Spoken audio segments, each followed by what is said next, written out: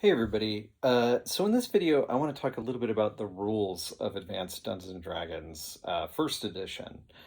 And so I talked about like why TSR published AD&D previously, and there's more I want to say about that, but and I want to talk a little bit about the environment of publishing at the time, but maybe I'll do that as a separate video. But in this video, I just want to talk for a second a little bit about some of the rules that I think are interesting rules that are and aren't people might wonder why are these rules in the game and there's some of the rules that I think make AD&D kind of distinctive, right? And also make it different possibly than even sometimes other iterations of Dungeons and Dragons.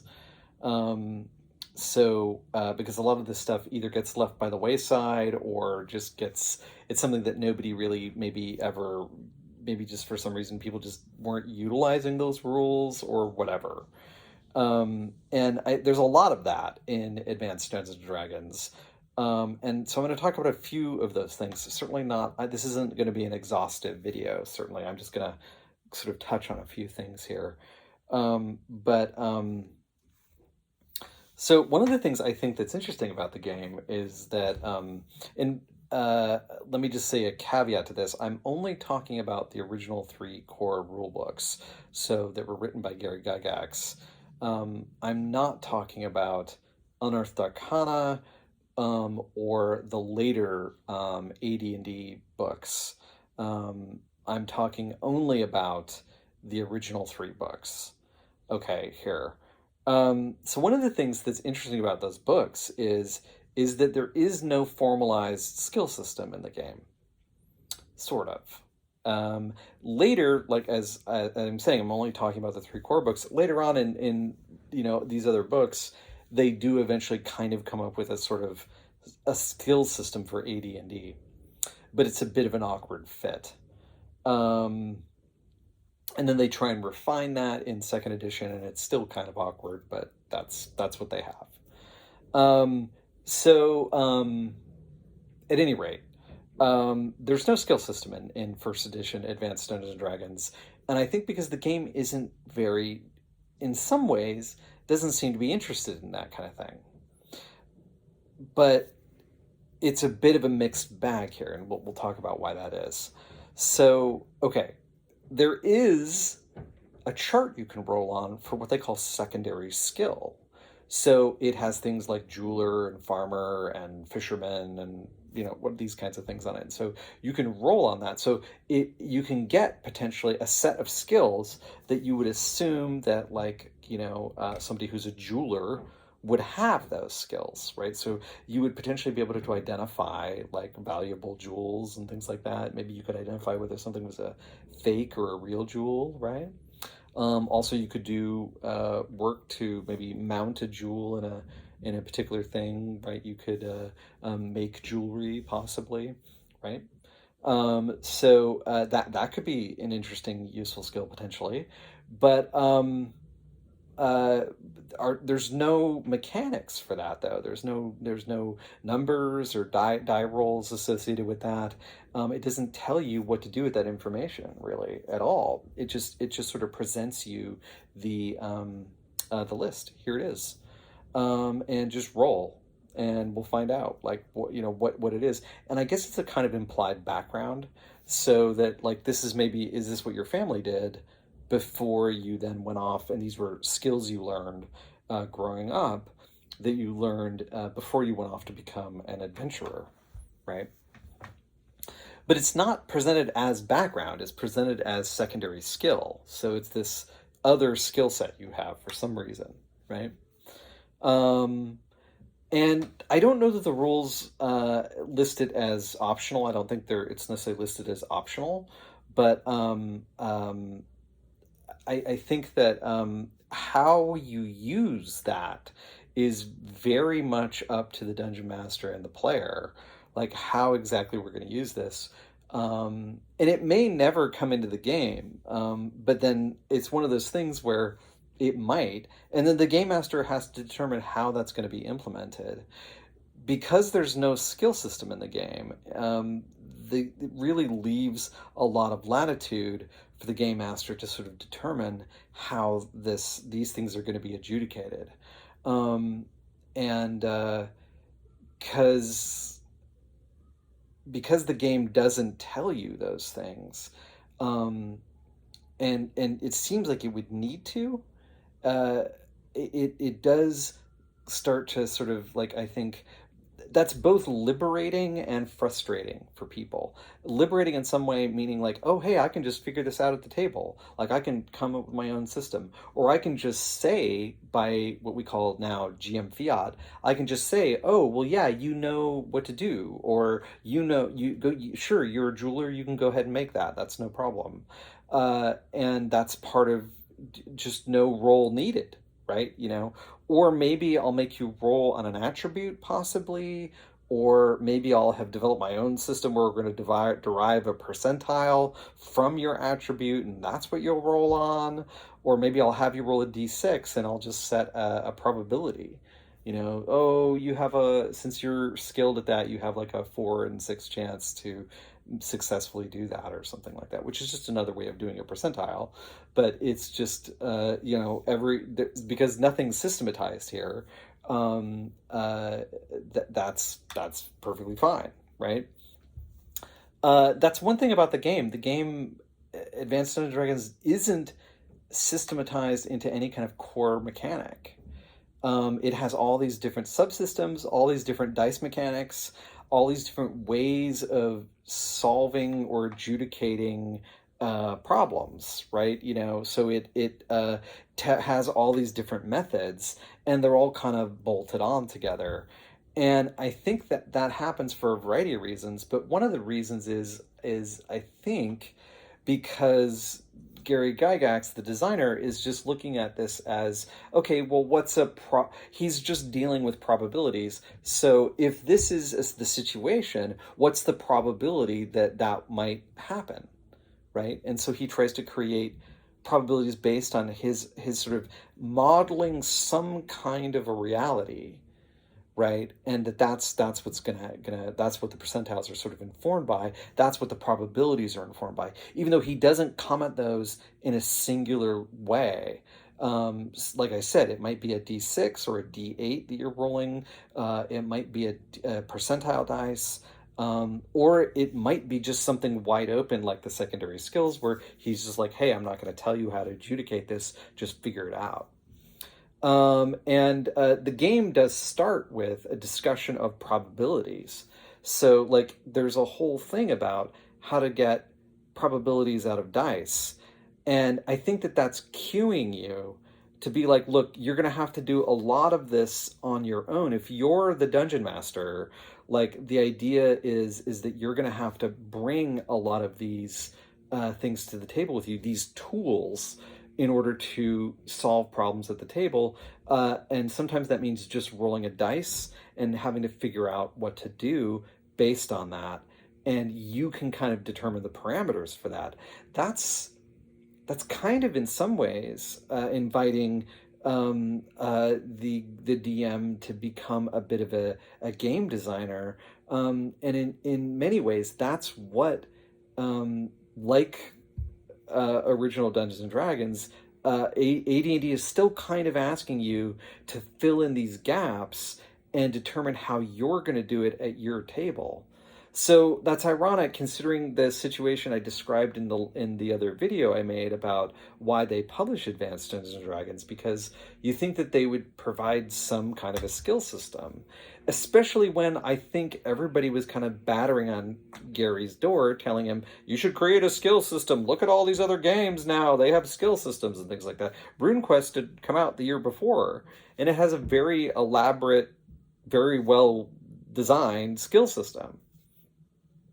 And I think that Gygax felt like he couldn't just, maybe he felt like he was kowtowing to outside pressure if he did that. And this is, again, I think, a tension in the AD&D rules, is Gary kind of, I think we can see the AD&D rules as a response to a lot of different things, but including to things, pressures that were sort of being put on Gygax and TSR at the time, and things that people wanted from them, and him kind of responding to that, sometimes rejecting what they wanted and sometimes embracing it, maybe. And so you get this kind of bifurcated response, I think.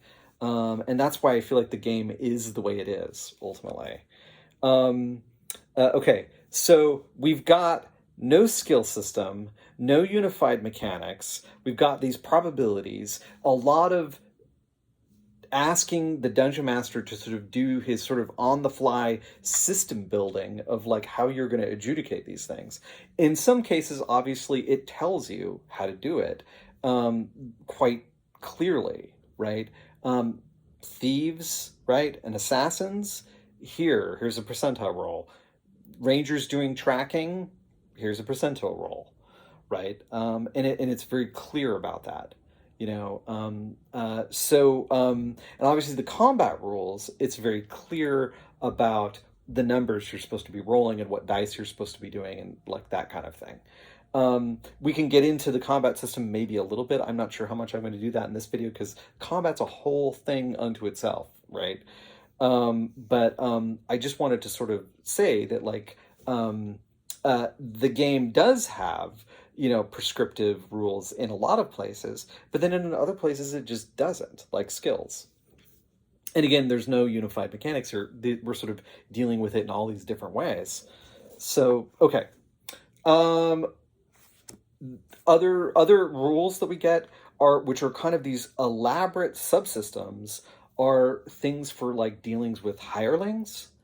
How to deal with hirelings, how to hire them, how much we have to pay them, dealing with morale, right?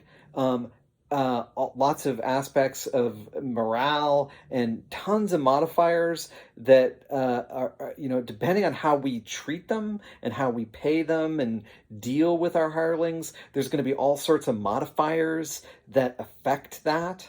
And this is all kind of just the dungeon master is supposed to be sort of doing this just off on his own, right? And it becomes kind of almost absurd the amount of kind of modifiers kind of you end up having to sort of factor into this kind of thing, and it's not undoable. It's just that it's kind of interesting that like why this particular rabbit hole we've suddenly gone down. It's suddenly this very elaborate hireling system. It's really interesting. It also suggests that this is really important, right? Like the game is spending a lot of time talking about this. This is clearly something that's important. Okay, I guess we should be doing hirelings, and then they make a distinction between like hirelings, I think, and henchmen, and these kinds of things, and there's specific rules for that. And then you can get, depending on your class, like certain kinds of henchmen and this kind of thing, and that's kind of cool, right? So that who doesn't want like a bunch of elven cavalry or something like that, this ties into the kind of rules that AD&D has for when you get to what's called name level, when you get to like ninth level or whatever I think it is for most of the classes, you become, and a fighter becomes like a lord, right? And when you get to be a lord, then you like can build a fortress and like you attract followers and this kind of thing. And so AD&D spends, because the player's handbook tells you that that's going to happen, the Dungeon Master's Guide spends a fair amount of time talking to the Dungeon Master about how to adjudicate all these people now who are going to be potentially following the player characters. It also starts to suggest a completely different style of game, where you're doing kind of domain management stuff. And that is the rules. There are some rules for that, but it does leave a lot to the Dungeon Master to do the kind of heavy lifting, I think, to figure out like what is that going to exactly look like, right? And how domain management is exactly going to work. How, so there's no mass battle system here. So I guess you could go use chainmail. Like there's that. Eventually, they do come out with a box set called Battle System that is for Advanced Dungeons and Dragons. But keep in mind that that wasn't available until the early 80s. So most of this time in the late 70s, people are just kind of probably having to figure out that kind of thing themselves, right? Or use chainmail, or there was the swords and spells rules that came out for OD&D, which was kind of another mass combat system that they had. Neither of those systems, I think, is easily accessible in terms of like if you're just kind of somebody who's come wandered into AD&D, you're just gonna. It may not be easy for you to just pick up those games and suddenly immediately understand it. Whereas like Gygax and these guys who were experienced wargamers were coming at this with a lot of experience under their belt in terms of sort of understanding a complex mass combat system, right? You know, not just the D&D combat system, but where you have units and all kinds of that kind of thing. So, like, there's no system for that, despite the fact maybe we're going to be doing domain management and that kind of stuff. That does seem to be implied. Certainly, when the player's handbook says, "Hey, the wizard's going to build a wizard's tower, the cleric's going to get a temple, the thief is going to start a thieves guild, and the fighter's going to have like he's going to be a lord and have like retainers and followers, and vassals maybe, right? If we're following some kind of medieval model, which the game doesn't necessarily tell you that's what we're doing, but it's implied. Um, okay. So there's rules for that stuff. There's rules for aging, and that's interesting. I just noticed this the other day. I'd forgotten about this rule. There's a rule in the Dungeon Master's Guide that where you determine your character's final age. So, like, how old is the character going to be when they die? So, it like you actually look at their race. There's kind of an age range of like how old they can, in their natural span of years, what can they how long can they potentially live, and then there is actually you determine what year it is in their age, like they're gonna die. And so you roll and whatever, and you're like, oh, he's going to die when he's 92 or whatever it is, right? Whatever it comes up. And then when the character gets to be that old, that's the year they die, assuming they don't die from, other causes. That's the year that their character will die of natural causes. And I think that's like essentially a permanent death. I don't think there's resurrection from that or anything like that. Although I'd have to go and look at the rules about that. That may not say, in which case then it's up to the dungeon master probably about how they interpret that. Can you bring them back? Can you revivify somebody who's died of natural causes? Maybe. If you can do it for somebody who's died prematurely, maybe you can do it to somebody who's died naturally, but I don't know. Again, that might be something that is up to the individual dungeon master to sort of determine. So I thought that was super interesting, and of course it's different for different races because of course elves live like like over 1,000 years, right? They're living like an incredibly long period of time, so they're probably not going to have to worry about too much in the way of aging, right? Because unless your campaign's happening over an incredibly long time scale, that probably won't be a concern, right? And I suppose that does happen sometimes, like if people have campaigns that jump forward in a timeline, which I think that's the other thing about this is that the time rules. The time rules are really important in Advanced Dungeons and Dragons. Gygax has a whole thing about time and why it's important to track time and all of this kind of thing. But I think one of the things that's interesting is that it does imply, right, that the game might be played over a longer time scale. That said, though, so that could be one reason for the aging rules. That said, though, there is actually another very good reason the aging rules are in there. And I think when I was younger, I didn't really get this. I was just like, why are there these aging rules in here? How we're just going to be playing for like the couple years of these characters' lives. I don't understand why we have to like, know, that we're not going to play over like 50 or 60 years. Um, I didn't imagine that that's how you were going to do that. I didn't realize that was a potential model of play that you could have. I was unaware of Pendragon at that time. And Pendragon, basically, you have one session every year, basically, in your character's age, right? So, and that's a model you could do that with D&D, I guess. It would be a little unusual, but you could do that. Certainly, the idea that you are cutting ahead, and jumping in time in Advanced Dungeons and Dragons seems to be kind of important, because there is things like training and stuff that you're supposed to be able to devote time to do. So the idea that the characters are getting better, but this doesn't happen immediately, it takes time for them to get better, and so time has to actually move forward a little bit. And so that becomes like, there's a lot of fidelity to that kind of thing in the Advanced Dungeons and Dragons rules. The idea of time, and us developing over time and becoming more powerful, but then potentially also aging and feeling the effects of aging.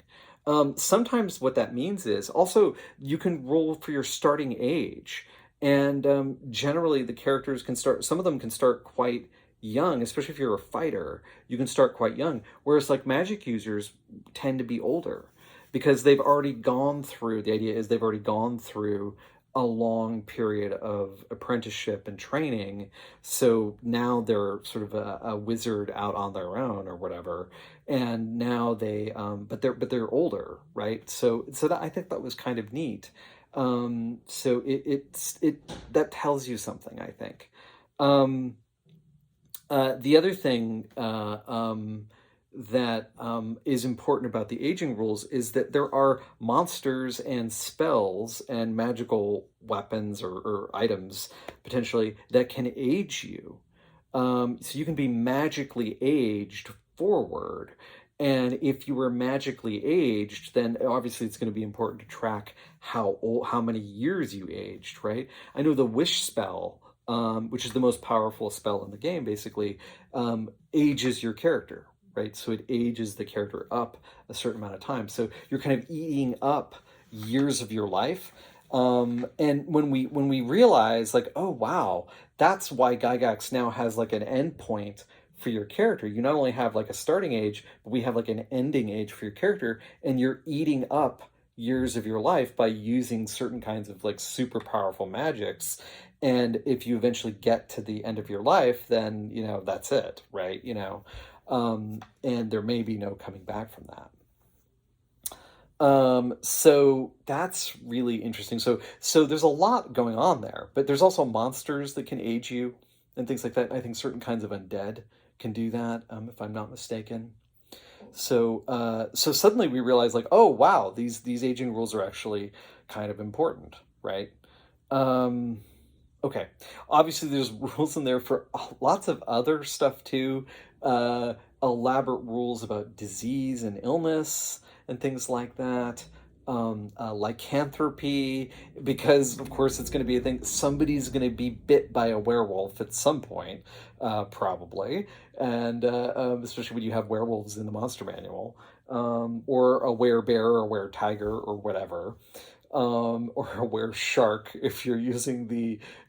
Is it the were shark is in the monster manual too? Yeah, I think so.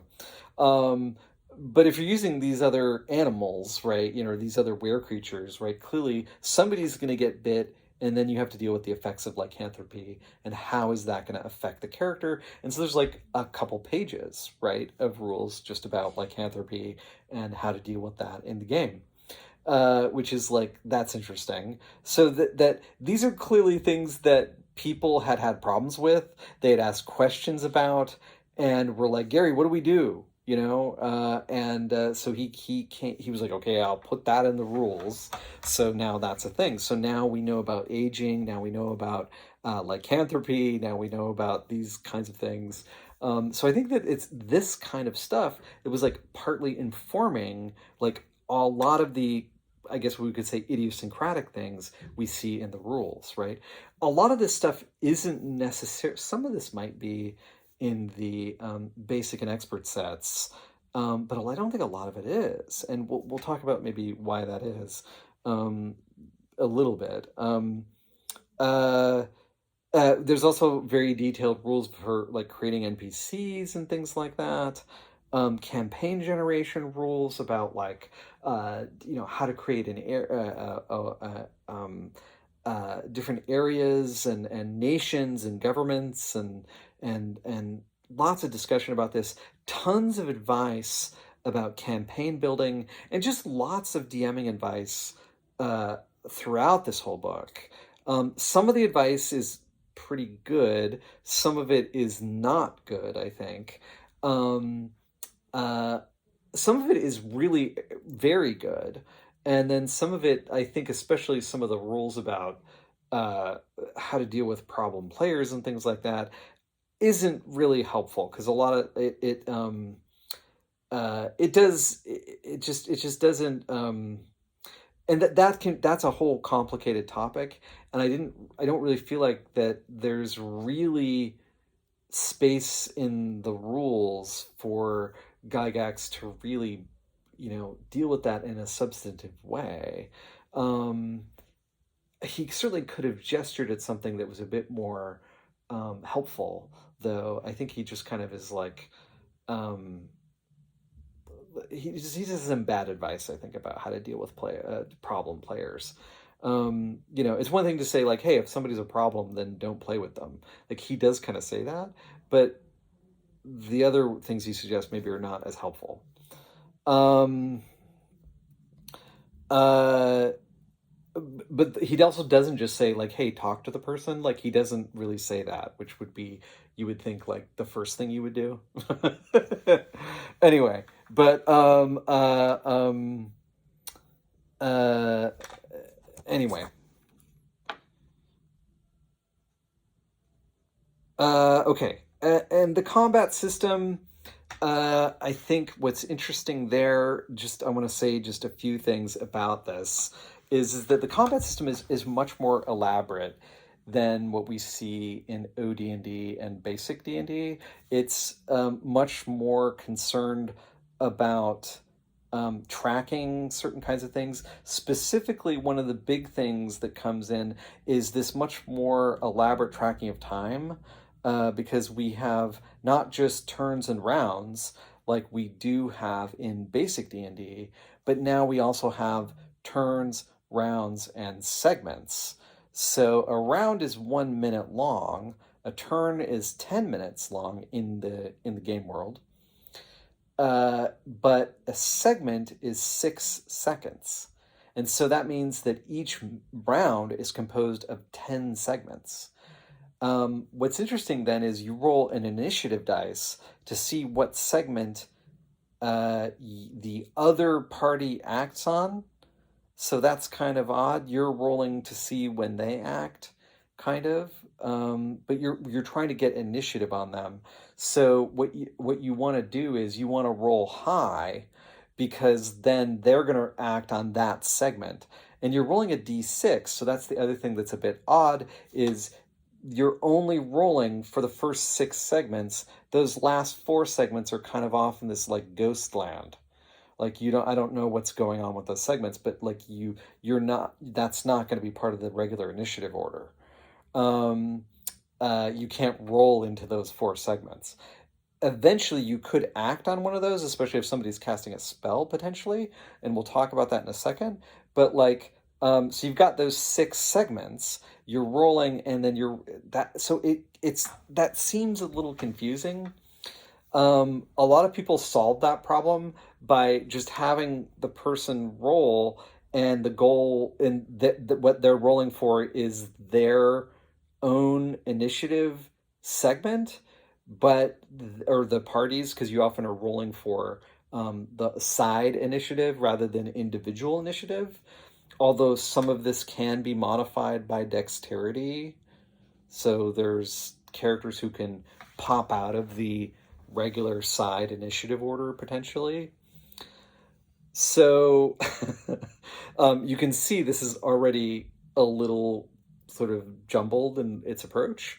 What people solve that by just saying, okay, well, roll a d6, and then you're going to try to roll low, and that's what you want to do is roll low, and that's going to be the segment on which you act, right?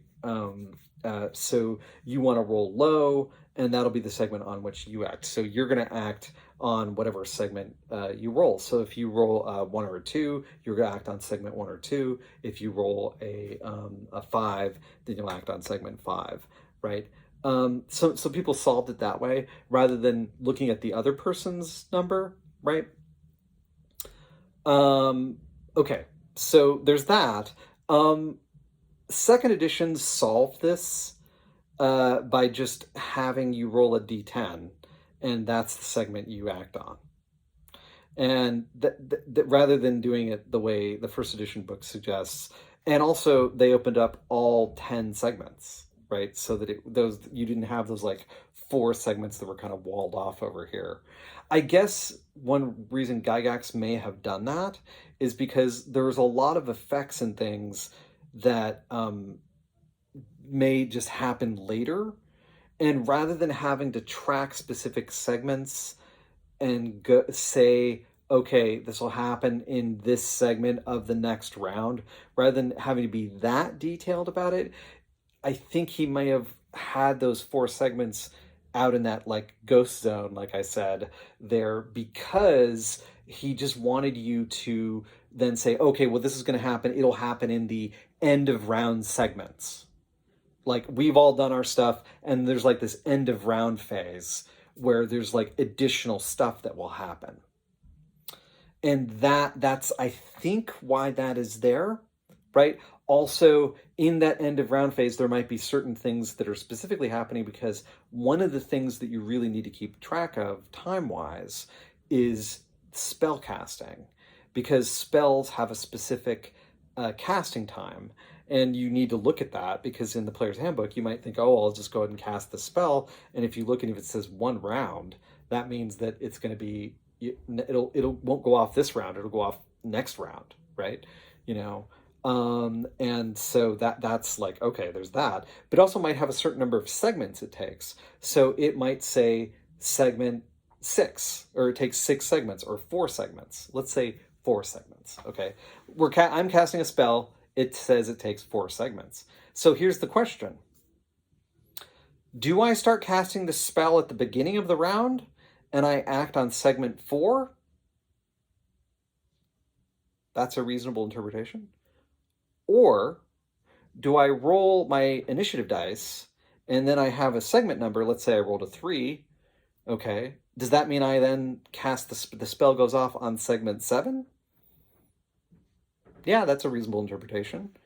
Which answer is correct? Segment 4 or segment 7? A lot of people would probably say segment 7. I think that's the generally agreed upon answer. But here's the thing. I have looked in the rulebook and it does not tell you. There is nowhere in the rulebook it tells you how to the interaction between the initiative die and the spell segments, or at least that I've spent a very long time trying to answer this question by looking through the Advanced Dungeons and Dragons Dungeon Master's Guide, and I've never found a definitive answer to that in the rulebook. A lot of people have opinions online, but at this point, that's just an opinion online. And so the answer is maybe both ways of doing it are fair interpretations of the rulebook. So it kind of just depends what you're doing at the table. To me, it kind of makes sense if it just goes up, the spell just goes off on the segment that's listed in the book. If you start casting the spell at the beginning of the round, right, which is what the caster would be doing, right, then it takes this many segments for it to cast, and it'll go off on this segment. So kind of when that spell's going to go off. I guess the other aspect is you can say like, well, they didn't get their stuff ready and they weren't able to start casting it until you rolled the initiative die. So he doesn't actually start casting it until that initiative segment. And then that gets added on to that. So, So we rolled a 3, like I said, and then so that's the segment they start casting on, and the spell goes off in segment 7. So this kind of thing is one of the things that makes AD&D distinctive from OD&D and basic D&D, which doesn't really worry about this stuff very much at all. Casting times aren't really a thing in those. Spells just happen. You have to figure out when the spell goes off, and there's rules for that and whatnot for spell casting. But that's it. You'll know kind of when the spells are going to go off. You don't have to do any tracking of segments or anything like that. So that adds an additional burden onto the either the players or the dungeon master to have to track that kind of thing. So those are the two things I really wanted to talk about with the combat system: the initiative die and the segments and the time stuff. So that's like taking the time stuff not just on the campaign scale, but really narrowing it down to like there's time like very specifically being tracked here. And I've talked a lot about tracking time in Moldvay and other things like that in some of my other videos. A lot of that stuff still applies to AD&D, and that system works still pretty well. But then we also have this additional thing where we're tracking casting times, which isn't a thing in other editions. It is still a thing in 2nd edition and probably 3rd edition. But then beyond that, it's casting times really don't stick around, I think, other than those. Well, that's 3 editions. That's actually a lot, actually. Anyway, so the other thing I just want to say in this video is that I think that the reason Gygax puts a lot of this stuff in the rulebook is why all this detail? Why all these extra rules? Why all this extra stuff? I think the answer to that is that he was responding to the environment of publishing at the time. There were a lot of people who were publishing games at the time who had there were other fantasy role-playing games who had come about, and they had very elaborate rule sets for dealing with things like skills and social rank and economy and building armies and fortresses and like just very elaborate systems. The kind of main culprit here we can sort of identify is chivalry and sorcery, which is like this is kind of the embodiment of what Gygax in the introduction to the Dungeon Master's Guide calls the realism simulation school of fantasy role-playing. Because this game has exceedingly detailed rules about rolling up characters, generating a world, and it's all this comes out in 1977, by the way, so it's 2 years prior to the Dungeon Master's Guide, so it had been out for a while by the time the Dungeon Master's Guide came out. It's also written in incredibly teeny font that, is very hard to read. Like there's all sorts of things on heraldry and knightly orders and, a lot of really cool stuff in here. Like it's neat. I would be interested to play chivalry and sorcery, but I have not really figured out how to do that because the game rules are exceedingly complicated and it takes a very long time to roll up a character.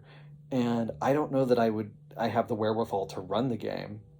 So and I don't know that my players are that interested in spending that much time rolling up characters for a game like that has that much rules weight on them. I mean, the magic system is kind of astounding in that game, but because they just tried to kind of model it on actual medieval magic. So so they just try to model it on that, and so it's very elaborate and complex, and has very detailed sort of subsystems and things like that. So that's at the beginning of the Dungeon Master's Guide. Gygax has um, a little paragraph that he writes where he talks about the tension, or that there's kind of two kinds of styles of game fantasy role playing that have developed over the last few years. And one of them is the realism simulation school. And clearly, he's talking about games like Chivalry and Sorcery. He might also be talking about games like RuneQuest, which has a more elaborate system, has a very well realized skill system. If you want to know more about RuneQuest, I did a whole other video about it, so go check out that video, where I talk about the rules for the what's called RuneQuest Classic, the original sort of version of the game. Um, so he might be talking about Chivalry Sorcery, might be talking about RuneQuest, and there's other games too that have come out. The Arduin Grimoire, Arduin's sort of over time they developed things like critical hit tables that were like exceedingly detailed, right? Dave Hargrave actually, I think, apparently went to a doctor, a friend of his, and asked him questions about like what medieval weaponry would actually do to the human body and that kind of thing. And it was like really horrifying stuff, clearly. So yeah, it's not good to be hit in the head with a mace. It's awful things happen.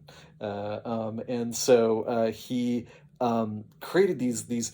He had his original critical hit tables in the original Arduin Grimoire, but in some of the later Arduins, he had like more elaborate, more quote realistic critical hit tables.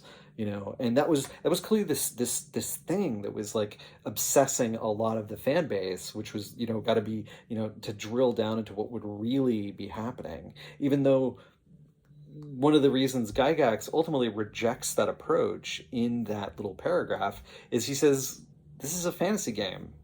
And I think it's kind of absurd to be like trying to drill down and create this very hyper realistic simulation when we're talking about, people who are being turned to stone and, fighting manticores and dragons. And it to him that just got away from the whole point of the activity, and it wasn't what he was at least saying in that moment, what Advanced Dungeons and Dragons was about. Okay, now this is where I think this gets interesting, because he says, "Hey, this is much more because there's the realism simulation school and there's the game school, right?" And he says, "No, AD&D is over here on the game school side of things. That's what we're doing here." But